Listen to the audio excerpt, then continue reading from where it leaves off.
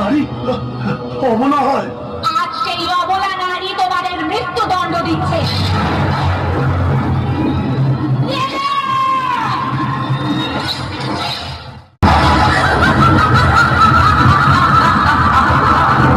তার মানে তুমি সেই যে চন্ডমুন্ডকে হত্যা করেছো। ওদের দুজনের মুন্ডমালা গলায় পরে তুমি আমাকে ভয় দেখাতে পারবে না। এই মালায় এখনো পর্যন্ত অন্য মুন্ড মাথার স্থান রয়েছে। স্থান তো আমি তোমাকে দেখাবো মূর্খ নারী। তোমাদের স্থান রন্ধনশালায় অথবা পুরুষের শয়নকক্ষে। তোমাকে বিনাশ করার জন্য মহাকালীর কষ্ট করার কোনো প্রয়োজন আছে কি, মূর্খ দানব? ওনার প্রেরণাতেই আমরা কার্য সিদ্ধ করে নিতে পারবো।